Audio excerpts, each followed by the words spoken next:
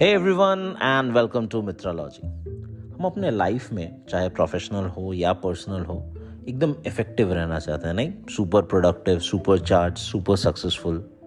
और कुछ लोग जो हमारे रोल मॉडल्स हों या जिनको देख के ऐसा लगता भी हो कि शायद वो अपने इन सब फील्ड्स में सक्सेसफुल हैं भी, हम सोचते हैं ये कैसे करते हैं। करेक्ट।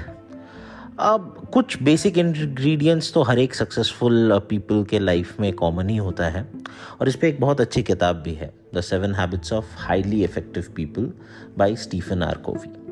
बहुत ही बड़ी बेस्ट सेलर है। मैंने भी पढ़ी है और बहुत सारे पॉडकास्ट में मैं कहता रहा हूँ कि इससे मैं कुछ कोट करता रहा हूँ। तो आज सोचा इस बुक के कुछ लेसन्स को आप लोगों के साथ डिस्कस किया जाए, so that what we can take in our life from this book. इस बुक की एक बहुत ख़ास बात है कि मिस्टर कोवी साहब एक कंसेप्ट ऑफ पैराडिग्म शिफ्ट समझाते हैं। मतलब कि आपका जो परसेप्शन होता है ना लाइफ के बारे में, अपने गोल्स के बारे में, एस्पिरेशंस के बारे में, वही नज़रिया, वही थॉट आपको डिलीवर करने में मदद करता है और आपको ये भी मदद करता है आप लाइफ में कैसा डिलीवर कर रहे हैं, दूसरे लोगों से कैसा आप इंटरैक्ट कर रहे हैं। तो ये जो परसेप्शन है ना, इसमें एक बहुत बड़ा चेंज लाने का ज़रूरत होता है अगर आप उस तरीके की सफलता चाहते हैं। और ये चेंज आता कैसे है? It is very much related with your character development. इस किताब में एक पर्सनालिटी डेवलपमेंट के बारे में भी बात है, पर्सनालिटी एथिक, और एक बात है कैरेक्टर एथिक। अभी पर्सनालिटी एथिक क्या है ना, ये सुपरफिशियल है। आपने ऊपर अपना बातचीत तरीका थोड़ा बदल दिया, थोड़े कपड़े पहनने का तरीका बदल दिया, बट कैरेक्टर एथिक जो है वो आपके इंटरनल प्रिंसिपल से जुड़ा हुआ है। आप अंदर से क्या है, ये बुक उसके बारे में बात करता है। और स्टीफन कोवी बहुत से ऐसे इंस्टेंस में ये आर्ग्यू करते हैं कि पर्सनल और इंटरपर्सनल इफेक्टिवनेस ही अगर अलाइन हो और हमारे गोल से, हमारे पैराडिग्म से, करेक्ट प्रिंसिपल्स के साथ, तो ही हमको एक सक्सेस मिलता है। तो एक बहुत ही इंपॉर्टेंट चीज़ है पैराडिग्म शिफ्ट एंड साथ में character ethic which is the starting of the book. अब जैसे ये बुक प्रोग्रेस होती है, then there are two, three parts to it, जिसके अंदर उन्होंने ये 7 इफेक्टिव तरीके बताए हैं। The first part is private victory. आप आगे कैसे जीतेंगे, आप लाइफ में सक्सेसफुल कैसे होंगे, बट पहले तो अपने आप को सक्सेसफुल करना पड़ेगा ना, अपना लोकाय, अपने आप को मजबूत करना पड़ेगा। We have to make ourselves strengthened. So पहली जो 2-3 हैबिट्स उन्होंने डिस्कस की हैं वो फोकस करती हैं पर्सनल ग्रोथ एंड डेवलपमेंट पे। इसमें नंबर 1 हैबिट जिस पे वो बात करते हैं, that is being proactive.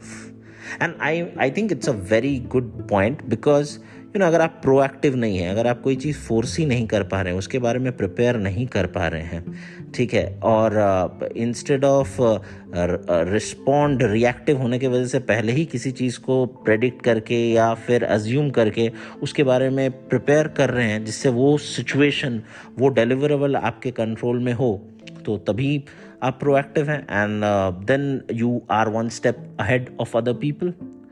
Example दूंगा कि बहुत बार होता है ना, हम अपने वर्क स्पेस में कोई प्रोजेक्ट ख़राब हो गया, पर्सनल लाइफ में कुछ चीज़ें डीरेल चली गई, और तब शायद हम एक्शन लेना शुरू करते हैं। एंड बहुत लोग तो वो भी नहीं करते हैं, ब्लेम्स करते रहते हैं। तो एक बहुत अच्छा एग्जाम्पल हो सकता है कि instead of blaming, let's own up this.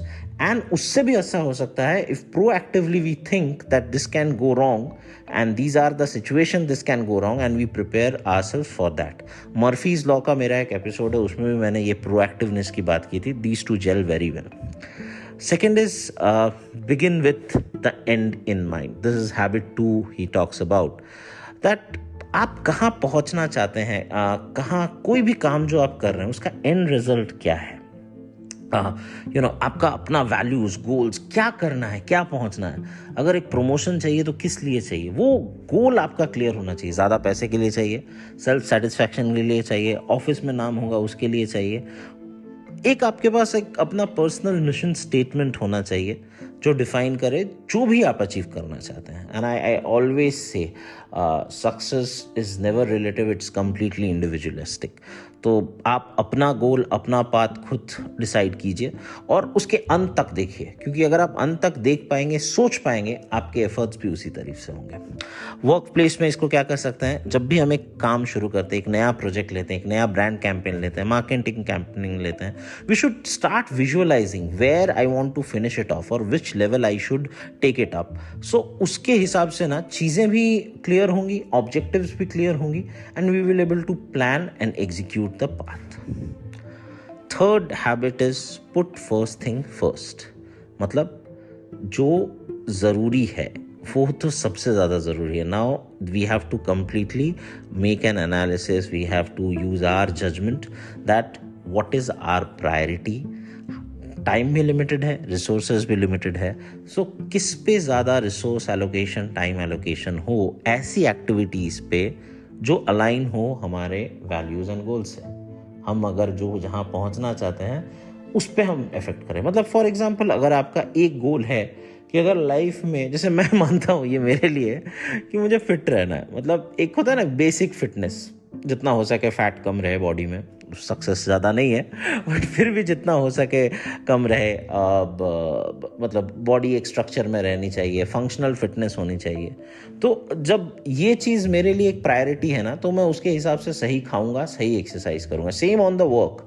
अगर एक मिनिमम गोल प्रोग्राम दिमाग में सही है, मतलब फिक्स है, एक प्रोजेक्ट को लेके, एक क्वार्टर को लेके, किसी भी चीज़ को लेके, सो आप उसके लिए जितना भी काम होगा उसको आपको वो पहले करना है. सो टाइम मैनेजमेंट सिस्टम आप इसमें बहुत अच्छा सीखेंगे, जिसमें एक डिस्टिंग्विश हो पाएगा between urgent and important task. So होता है ना, बहुत बार हम ऑफिस में घिरे रहते हैं 50 काम से और हम बोलते हैं यार बहुत ज़्यादा हम घिरे हुए हैं. तो ऑफिस में हम इसको बेस्ट यूज़ कर सकते हैं. Let's make a quadrant and place things in urgent and important, and let's focus our all time and resources on that first. ये 3 चीज़ से तो आप पर्सनल, स्टीफन को भी कहते हैं, पर्सनल डेवलपमेंट और गोल कर सकते हैं. But again when you are running an business, when we are in living in a world with other humans, so what about winning it out in with public or in public. सो आगे की जो habits हैं वो थोड़ा public या लोगों से जुड़ी हुई हैं, कि इससे हम अपने पॉजिटिव रिलेशनशिप्स अदर्स के साथ कैसे बिल्ड कर सकते हैं. तो सबसे ज़रूरी बात जो ये किताब सिखाती है ना, that is think win win. मतलब मेरा भी भला हो, आपका भी भला हो. whenever I get in business with you or whenever I forge a alliance with you, partnership with you, you also should feel that मेरा भी गेन हुआ, दूसरे वाले का भी गेन हुआ. ये कोलैबोरेटिव अप्रोच, मिलके अगर एक प्रॉब्लम सॉल्व करेंगे ना, तो प्रॉब्लम भी जल्दी से सॉल्व होगी. 3-4 डायमेंशंस भी मिलता है उस प्रॉब्लम को सॉल्व करने का. इस किताब में उन्होंने बहुत जगह आर्ग्यू किया है कि we should seek mutually beneficial outcomes and avoid win lose or lose win situation. किसी को हरा के यार तू हार जा मैं जीत जाऊं, ऐसे एक सिचुएशन ज़्यादा दिन तक टिक नहीं पाती है.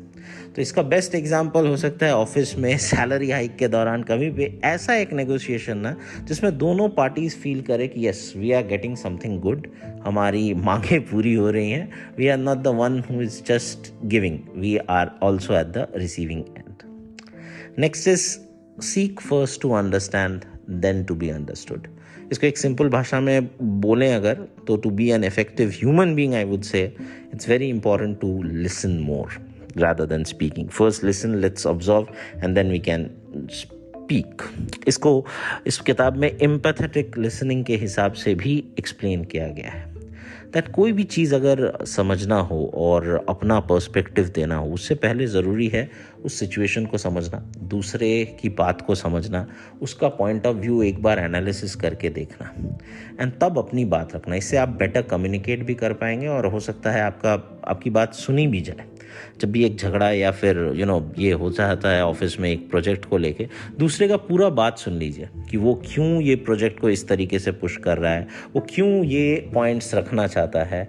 And then when you analyze it with a calm mind, and then you can see that whether your interests are also in aligned or not, or whether your version is a better version of that person's or not. सो आप उसका भी सुनेंगे फिर अपना बोलेंगे। मैंने अधिकतर समय में देखा है कि दो लोग बस बोलते ही रहते हैं, वो भी बोल रहा है मैं भी बोल रहा हूँ, वो भी बोल रहा है मैं भी बोल रहा हूँ, अंत में कुछ रिजल्ट्स आता ही नहीं है। Next is synergise. सिनर्जाइज मतलब क्या हुआ, मतलब वी शुड कोलैबोरेट, मिल के काम करना जिसको कहते हैं ना। और जो आपका स्ट्रॉन्ग पॉइंट्स है उसको मैंने लिया, मेरे स्ट्रॉन्ग पॉइंट्स को आपने लिया, तो work together to achieve goals. अगर कोऑपरेशन हो साथ में और इस तरीके का हो कि my strength is your strength and your strength is my strength, then that can lead to a creative solution that go beyond individualistic capabilities. And घर में भी देख लीजिए, एक रिलेशनशिप में भी देख लीजिए, एक अकेला इंसान से तो रिलेशनशिप नहीं चलता है। It takes two to tango. So obviously कहीं पे आप कमज़ोर हैं, आपके पार्टनर अच्छे हैं, कहीं पे आपके पार्टनर कमज़ोर हैं, आपको अच्छा बनेगा। And that's how it will be, as a team we have to play. So that is the very important thing. और लास्ट में ये बुक बात करती है, that is reinventing yourself, renewing yourself, making yourself relevant every day. And इसको उन्होंने एक बहुत ही अच्छे चैप्टर में समराइज़ किया, that is sharpen the saw. ये मैं हमेशा मानता हूँ, अपने आप को हर समय, अपने में वो धार रहनी चाहिए, अपने में वो फिट होने चाहिए, मेंटली भी अजाइल होने चाहिए। आज क्या चल रहा है, करंट में क्या चलता है, क्या बेटर है, we should always be abreast with that. And our personal growth is only dependent on how much effort we are making every day in a compounding way to be physically good, emotionally good, mentally good, and as well as spiritually good. So अगर हम अपनी धार हर बार हर समय तेज़ करते रहें तो definitely in a long term हम काफ़ी इफ़ेक्टिव होंगे एंड असरदार जिसको कहते हैं, और हम खुश भी रह पाएंगे। So we should make time for exercise, meditation, learning, self care, family time, date time, podcast भी सुनते रहिए, that's also an important compound activity. So yes, so overall अगर ये मैं बुक पढ़ूँ ना, ये सातों हैबिट्स जो मैंने डिस्कस किया, I mean very relevant, very useful in today's life, personal and professional. बहुत ही हॉलिस्टिक अप्रोच के साथ ये एक सिंपल बातों में समझाता है पर्सनल और इंटरपर्सनल इफेक्टिवनेस को कैसे रखें। एंड साथ में एम्फेसिस करते हुए कि हमारा जो पैराडिम है, हम जिस तरीके से सोचते हैं, जहाँ पहुँचना है, वो अगर हम पाना चाहते हैं तो उसके लिए क्या करेक्ट प्रिंसिपल्स हो सकता है। तो destination and the path to achieve to that destination, I think very good book, in a detail way में आपको पढ़ना चाहिए। एंड ज़रूर बताइए आपको ये समरी कैसा लगा। I hope it would have added some value to you and would have saved a bit of time. Next हफ्ते कुछ और इंटरेस्टिंग के साथ मिलूँगा। तब तक प्लीज़ सेफ रहिए, हैप्पी रहिए, मुझे फीडबैक देते रहिए। Mitralogy is available on Spotify, Google podcast, YouTube.